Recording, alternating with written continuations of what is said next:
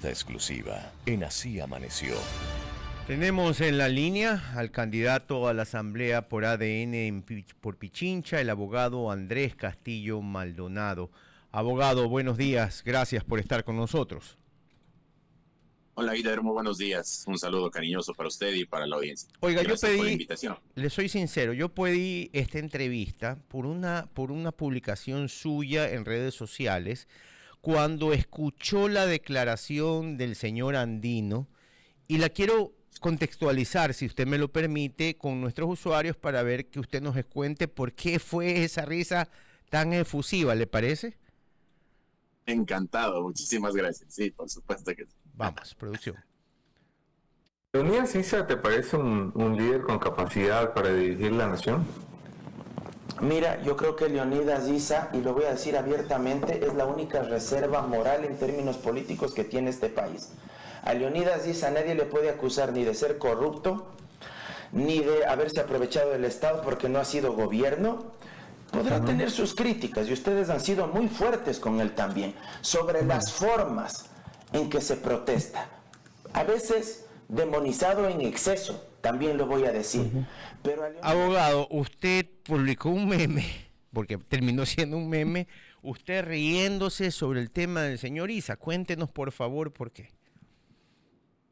Mire, Perdón, antes de eso debo contextualizar que esta entrevista se hizo en La Posta. Ahora sí, disculpe, adelante. Ya. Gracias, Guillermo. Me toman por sorpresa en realidad con la pregunta, porque créanme que me salió del alma esa risa. Nosotros los quiteños y los ecuatorianos hemos sufrido las actuaciones del señor Issa. No es que las hemos aplaudido.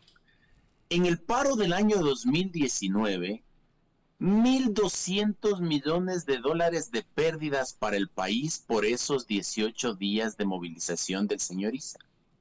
En la ciudad de Ambato se cortó el agua a toda la gente como medida de protesta al no incremento de las gasolinas.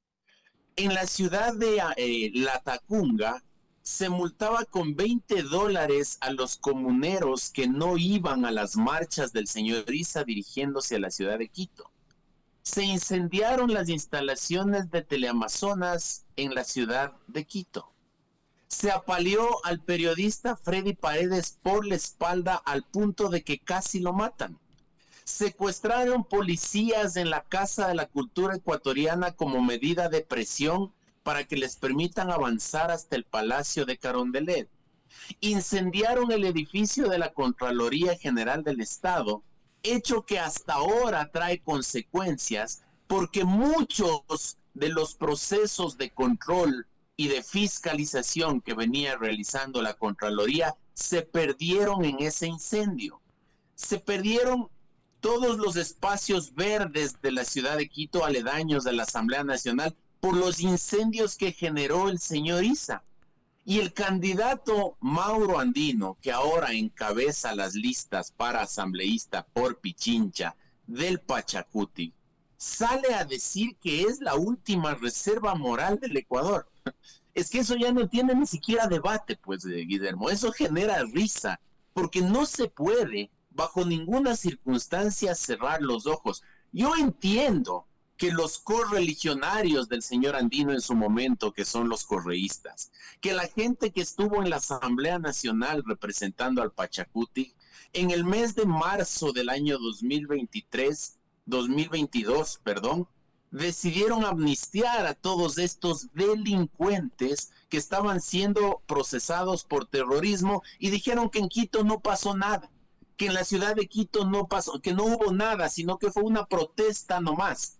Todo el país vio lo que pasó en esa protesta. Por lo tanto, Guillermo, como le vuelvo y le repito, ese tipo de declaraciones no resisten el menor debate, más allá de que le agradezco que usted me permita darle contenido al meme, pero lo único que eso amerita es una carcajada como la del Joker. Ya, pero a ver, ya lo dejé explayarse, ahora voy a ser de abogado del diablo, pero eso no lo convierte en un corrupto, como decía el señor Andino, ¿o sí? Es que una cosa es la corrupción y Ujú. otra cosa es ser la reserva moral. Eso es otra Cuando cosa, sí. cuando nosotros estudiamos derecho, nos hablan en los primeros años sobre las normas convencionales, sobre las normas sociales y sobre las normas jurídicas. Ujú. Y claro, cuando hablamos de falta de observancia de las normas jurídicas, estamos hablando evidentemente de hechos o actos de corrupción en torno a lo que la sociedad entiende como válido dentro de un Estado de Derecho. Ujú. Pero lo moral depende del fuero interno de las personas. Lo moral depende de los ejemplos que damos hacia afuera. Lo moral es ese conjunto de procedimientos que hacen que vivamos en paz. Seguramente cortar el agua en Ambato no es ilegal, quizás no lo es, más allá de que es un servicio público, pero es eminentemente inmoral dejar a la gente sin agua durante 2 o 3 días simplemente porque están protestando. Retener, como ellos han dicho, a 3 policías dentro de la Casa de la Cultura también es un acto de corrupción porque se está violentando la norma, pero al mismo tiempo es un acto inmoral porque se está atentando contra la dignidad de esos policías. Se les jaloneaba, se les quería quitar el uniforme bajo el argumento de que no les permitían avanzar al centro histórico. Entonces, la diferencia entre lo uno y lo otro no se circunscribe, Guillermo, solamente a lo que decía Mauro Andino en esa entrevista de que es que Isa no ha robado en el Estado. Claro, no ha robado porque jamás ha sido representante ni vocal de aseo del colegio de sus hijos, ¿no es cierto? Pero cuando ha tenido la oportunidad de atacar de manera inmisericordia a una sociedad como la sociedad quiteña, simplemente por querer posesionar su programa político, yo creo que eso es eminentemente inmoral, Guillermo. Andrés, le puedo preguntar algo. A ver, Mauricio, el señor Andino y usted sí tienen un punto en común, que es que ninguno, ni ADN, ni Pachacutic, ni Sociedad Patriótica pensaban, aunque ustedes no fueron denunciantes, que el señor Topic no podía ser candidato. Sí, o sea, ninguno de nosotros, porque mire, así está compuesto el código de la democracia, Guillermo, así está de mal hecho, además. Resulta que en el país hace un mes había un malestar generalizado porque resulta que en las listas 4 del movimiento PIT, Pueblo y Democracia, o alguna cosa por el estilo, habían inscrito como candidato al Parlamento Nacional a uno de los que estaban involucrados en el caso Metástasis. Este es el movimiento del ¿Qué fue señor lo que Arauz, ¿verdad? El movimiento del señor Arauz. Sí, sí. Ujú. ¿Qué es lo que respondió el presidente del partido en aquella época? Que se le habían infiltrado, que no conocía, que no sabía de la existencia de esta persona y al mismo tiempo alegaba que cualquier tipo de descalificación tenía que ser a petición de parte. Es decir, se la tenía que hacer bajo la impugnación y no de cualquier persona, sino de los representantes legales de los sujetos políticos que están participando dentro de las listas. Uno puede conocer de cualquier cosa, que un candidato debe pensión de alimentos, o que un candidato no ha pagado impuestos, o que un candidato tiene contratos con el Estado, que uno como persona natural no le puede impugnar. Le tiene que impugnar el representante legal del partido político que está participando. Eso es lo que dice la norma. Entonces, si es que a Dan Topic no se le impugnó antes y se le impugnó ahora, es justamente porque ahora hubo 2 organizaciones políticas. El Pachacuti, justamente representado por el señor Guillermo Churuchumbi, y Sociedad Patriótica, no sé quién será el presidente nacional de Sociedad Patriótica ahora, quienes presentaron la impugnación en contra de Dan Topic. Entonces, claro, Mauro Andino no tenía nada que ver, este servidor tampoco, no estábamos facultados para hacerlo, pero bueno, evidentemente Mauro pertenece al partido político del señor Isa, que fue uno de los partidos que pidió la destitución, la salida de Dan Topic de la papeleta electoral. Son las 8:22 de la mañana y estamos conversando con Andrés Castillo Maldonado, quien es también candidato a la Asamblea Nacional. Abogado, en estos días el tema del momento es la aprobación del Código de la Niñez, que justamente ayer tuvieron una instancia en este sentido. Entendemos que usted, por lo que ha publicado también en redes sociales, está en contra de ciertos aspectos justamente de este código. ¿Podría establecer cuáles son los puntos en los que no está de acuerdo con la aprobación? Gracias, Priscila. Buenos días. Mire, hay que entender que las normas jurídicas siempre deberán ir acorde a la realidad o al desarrollo de los pueblos. Ya hace unos pocos años atrás, la Corte Constitucional decidió llevar adelante un proceso de interpretación de la Constitución en los temas relacionados con el matrimonio de personas del mismo sexo y del aborto por violación. ¿Qué se decía en esas épocas? Cuando se hablaba del matrimonio de personas por el mismo sexo, decían que amor es amor y que como amor es, hay que apoyar.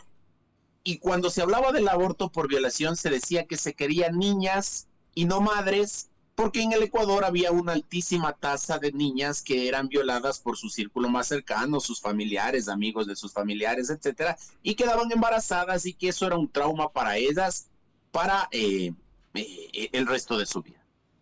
A pesar de que la Constitución en un caso dice que el matrimonio es la unión estable y monogámica entre hombre y mujer, y la Constitución dice que el Ecuador respeta la vida desde la concepción, 5 iluminados de la Corte Constitucional decidieron interpretar según ellos bajo las normas holísticas del derecho internacional y resolvieron que en el Ecuador ya no se respeta la vida desde la concepción en caso de violación y ya se pueden nomás casar entre personas del mismo sexo.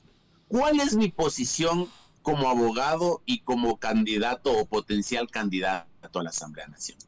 En el Ecuador tenemos que aprender a dejar de tomar atajos, Priscila. Si es que querían casarse entre personas del mismo sexo, llevemos eso a discusión ante la ciudadanía y convoquemos a una consulta popular y veamos si es que eso se aprueba o no.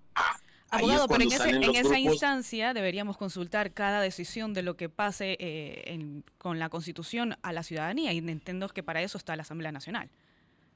Sí, pero en las reformas constitucionales hay un procedimiento distinto, Priscila. Es decir, cuando se van a hacer reformas que tienen que ver exclusivamente con la organización, por ejemplo, lo que nos llamaron a consulta popular, las competencias del Consejo de Participación Ciudadana. Eso se llama consulta popular porque es un tema de la organización del Estado. Pero hace poco hubo una reforma constitucional en donde se bajó el número de votos para cuando se aprueba un veto presidencial.